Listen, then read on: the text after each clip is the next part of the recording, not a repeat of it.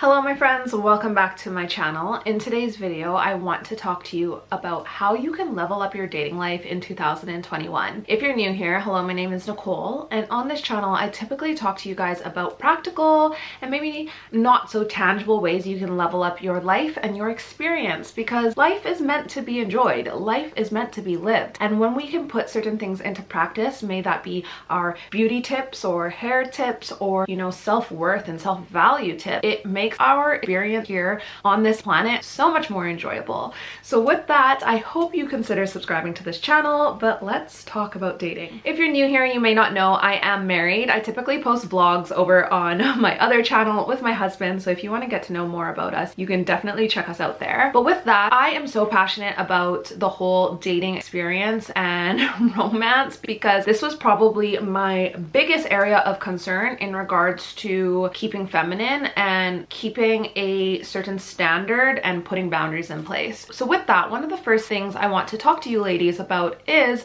allowing a man to pursue you. When you let a man pursue you, number one, you're going to be able to gauge his level of interest and equally how much value he is placing into the situation. And I would say that this was probably the area that I kept on messing up on time and time again. I would get so excited, and I am someone who kind of wears my heart on my sleeve, and so I would then not give the guy space to pursue me. And there's something to be said about the person that is a little bit more mysterious. I mean, think about it. We often go for the guy that has that je ne sais quoi and, doesn't give it all away. And men are the same way. They like women who aren't necessarily super available. So the more you can let a man pursue you is the more successful of a time you are going to have in regards to dating. The next thing that I would love to discuss with you ladies is knowing your worth. I am somebody who, again, this is something that I didn't truly understand. But if we look at a garment, right? When they price up this item, they're gonna know what the material cost is. They're gonna know what the labor cost was. They're gonna know what the dyeing cost is. They're gonna know what the cost is to transport that item to a store and then,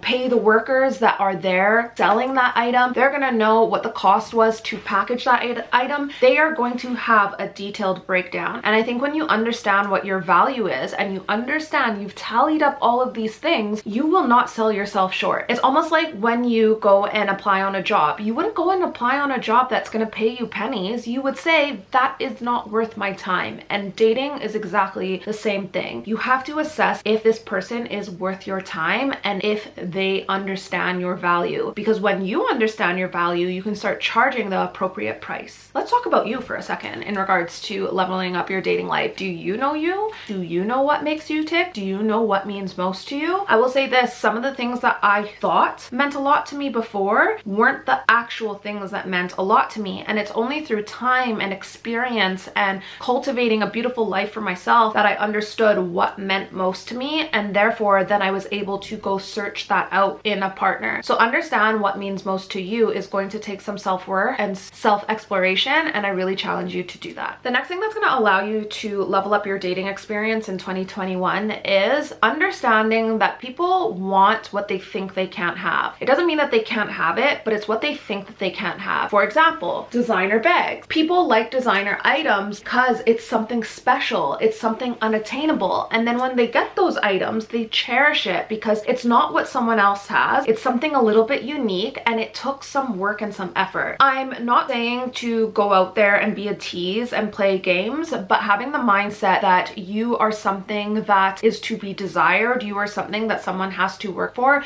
is going to allow you to have a more designer mentality to the people that are approaching you. I know, again, this is something for me, I didn't necessarily treat myself as the cream of the crop, and therefore the people that I dated or even gave time to reflected that. Next up, let's talk about people's potential. I don't believe that you should look at the potential of who someone could be. You have to look at who they are showing up to be right now. Because fact is, unless someone is a serial killer, older, everybody has the potential to be the person. Everyone does. But we cannot look at the potential that someone displays. We have to look at who they are right now. I made the mistake of doing this with somebody that I pined after and had a situationship for 10 years of my life. My youth. And you know what? Just before I met my husband, I had a brief moment with this person again, and nothing changed with him. Nothing. Because that's why you're supposed to look at who they are and not who they have the potential to be. If I came across this person right now, I bet you he still has unreal potential. But 10 years later, I don't think he's ever going to get there. And that's why in order to take action, in order to be efficient, and in order to not waste the life that you have been given, you need to take people for who they are right now and not the potential of who they can be. Now, the next point I'm going to give you guys, I feel like is going to be a controversial statement to a lot of people. I've said this to a few people who necessarily don't live the same lifestyle that I live or by the same morals and boundaries that I have, and that's fair that they might not understand it. But I truly don't believe that men and women can be friends without someone at some point wanting more. Of course, you're probably gonna come across that there are exceptions to this rule, but for the most part, I think that at some point, one of those people will fantasize about wanting more. And I think when you are in that situation and one person in that situation is wanting more or fantasizing about wanting more,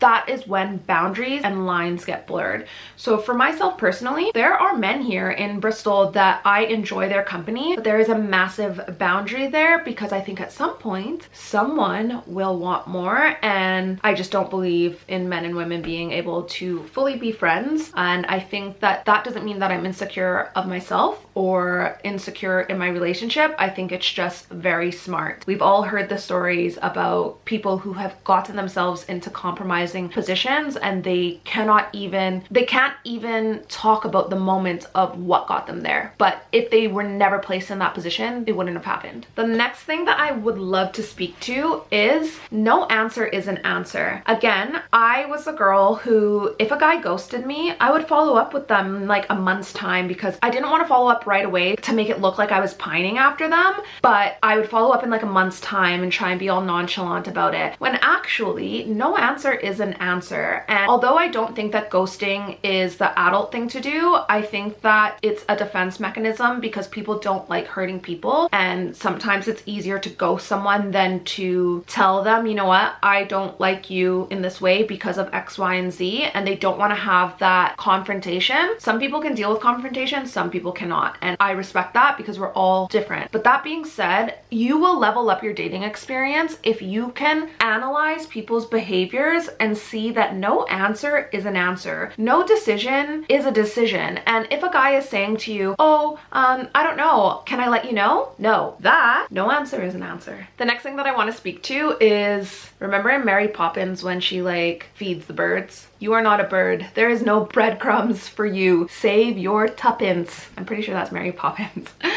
But yeah, like again, with that situation where it went on for like a decade, that person breadcrumbed me before I even knew the term breadcrumbs. And he would give me just a little bit and give me just a little bit, and it would secure hope for the situation for me, when in reality, I should have just like said goodbye. Being completely honest with you guys, as I mentioned, that situation happened for a 10-year time span. And then just before I met Paul, my husband, me and this person got into a little situationship again. And anyways, things came out and I never said a word to him about what I knew, his behavior, etc. And would you believe this? Even 2 years later, after I never saw him, it was like a couple of days before I got married, and we're not Facebook friends anymore, and he was like liking, because I have an open Facebook profile, he was like liking some of my stuff. I was like, we're not friends. You had to search me out to go do this, and you are still trying to stay relevant in my mind. And it was such a crazy thing to see in the perspective of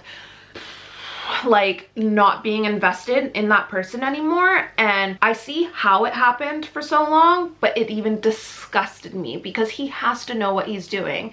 And I will never fall for like that breadcrumb situation ever again, not in my relationships and not in my friendships. And I think that we need to be honest with ourselves, and it sucks when this happens because I think as women we can often like look at the potential of what could be, but remember, we're not looking at the potential of things anymore. We're looking at how people are presenting themselves right now in front of ourselves and showing you who they truly are. The next thing I'm going to talk about, I know my Christian ladies will understand this term, but I want you to hear this in regards to not just being in a faith or religious space, and that is being unequally yoked. If you are Christian, you know being unequally yoked, you know what that means. We won't go into it. But I think that it is so important to not be unequally yoked in a variety of situations in life, especially the areas of life that mean the most to you. I think that there will always be further conflict if you are unequally yoked in certain situations, because you won't be able to mesh, to drive, to conversate, to grow together if one person is very far behind you on their journey on this topic that means the most to you. So really be conscious and aware of that. Now, the next thing that I want to speak to, I feel like this is where it's so hard to get a grasp for dating, but I'm going to tell you to be busy, but not too busy. I think there's something beautiful and something elegant about a woman that isn't too busy. I don't think it looks elegant for a woman that is like running around here and running around there, and she's got a bagel in her mouth and she's doing her hair on the train, and I don't think that that's very attractive. But with that being said, I think that there is something that is beautiful and attractive to men when they can see that you are a woman that has things going for her. You are a woman that is busy doing things. May that mean you're out with your friends, may that mean that you're at church, may that mean that you are investing in your mind. I think it's really important to be busy, and not only that, I think that it allows you to stay focused on something other than the potential of what could be. Because I think when you're sat at home and you're like, oh, I wonder what he's doing, oh, he put up a story, oh, he's on Facebook, ooh, I can see that he's active 5 minutes ago, that does not produce a healthy dating experience, and it allows you to get caught up in the parts of the dating experience that isn't necessarily going to further you in the dating experience. So yes, be busy, but not too busy. So the next thing that I want to speak to, hear me out. You know, on that show, Say Yes to the Dress, and they get a dress. They tell the person that's helping them what they like, and then the person brings that wild card. And that person brings them that wild card because they do this for a living. They see this person's body shape and they know the inventory that they have. And they think to themselves, okay, I'm gonna show this person this dress even though it's not on the list of what they came in here wanting. And often the person ends up going for the dress, and it was the dress that they never thought of. It was a dress that wasn't on their list. It didn't have the attributes on their list, but they end up going with that dress. Why does that happen? It happens because often we show up in life with a list, but if we are not flexible enough, we might be missing out on opportunities that could be beautiful, that could be amazing, that could really be your next partner. I'll be honest, I did not think that Paul and I were gonna get married. I never could have guessed that. And there are things that Paul doesn't have that was on my list, but there's things that weren't on my list that he does have that makes our relationship beautiful. The next thing that I want to speak to is knowing thyself. Know your love language. If you know how you feel loved, you therefore can communicate that with somebody else, and they can understand if they can fulfill that, or they can understand if that's how they show their love as well. I think understanding who you are, why you are who you are, and how you got there is going to be instrumental in making this dating experience a success. Have you ever heard the term, you are what you eat? My friends, we are what we eat. And when I'm talking about eating, I'm also talking about the shows and the books that we are consuming. So my friend, I am not here to judge, but shows like The Bachelor, shows like Love Island, this is not going to produce healthy visions of what healthy relationships look like. I have even heard some people talk about Bridgerton and how Bridgerton also doesn't produce a healthy mindset of what a relationship is like. I loved Bridgerton. I live about like 20 minutes away from where they filmed a lot of the show, but I have to agree with that point. If you are consuming content, if you are consuming media, if you are consuming, you know, even your friends and watching and putting these relationships on a pedestal that aren't healthy to look at, I do think that that ends up fleshing out in how you go through life and what that looks like. So many of my friends have mentioned how they think that I am starting to adopt a little bit of a British accent. I don't think I am, really. Some words I hear it a little bit, but that's because I'm surrounded by British people. and that is only natural for this to happen. So understanding what is surrounding you, what you're consuming, is going to affect the way that you live your life out. So understanding, you know, is this healthy for me to be watching? Is this going to give me a romanticized, unrealistic, impractical vision and version of what a relationship is like? I've never liked The Bachelor. I will never like Bachelor, and the same with Love Island. If you've been following me on Instagram, you've been hearing me say this for years. I do not think Love Island is healthy. And now there's Love Island Australia. I think there's American Love Island, and I'm just like, I can't get on board with this. So I think understanding that we consume things, we eat things, and that dictates how we act is going to be imperative in making your dating life a success. Now, the last thing that I want to speak to is, I think it was a line in How I Met Your Mother, and it was like, nothing good happens after 12 a.m. Now hear me out. I feel like this is going to be a controversial one again, but I'm not saying that you have to get home by a certain time. I'm not your mother. I also think that it's not a matter of, if you are in a relationship, it's not a matter of putting a curfew on someone or someone has to be home by a certain time. But think about it. Think about those days where like you used to go clubbing and you were the last person in the bar and then the lights come on. It's not a really feminine moment. Now, whether you are in the club or not, I think there is always going to be a moment where that light comes on and you're like, your makeup is sweating off and like things just don't look as beautiful as they did at say 7 p.m. And I just think that nothing is open at that time. I heard this quote. It's not very elegant, but I'm gonna say it. Maybe I shouldn't. But there's only a few things that are open at that time of night. At 8 p.m., and I'll let you fill in the blank. And I just think that understanding when it's time to go home is so strategic and so important, and your dating experience will be so leveled up when you understand, you know what, it's time for me to go home right now. It's going to let the person see that you respect yourself, and it's going to let them see you in a light that is always flattering. And that's a part of dating, right? Coming off in a flattering light, showing your best assets off for the person to see that I choose this person. And I don't just mean that in a physical sense. We have to admit, we choose people off of certain attributes. Now, beauty is in the eye of the beholder, but we cannot deny that there's certain lights that makes things look more beautiful than others. And I don't make the rules. I've just learned to abide by them. With that is it for this video. Do you like these type of relationship, lifestyle type of videos? I would love if you let me know by either leaving me a comment, messaging me on Instagram, or even pressing the like button, because then I can gauge these little metrics and think, they like this, and then I can continue to create the type of content that is going to serve you most. So I hope that has been useful. I hope it has served you, and I hope you enjoyed it. Thank you so much for watching. I will see you in my next one. Bye.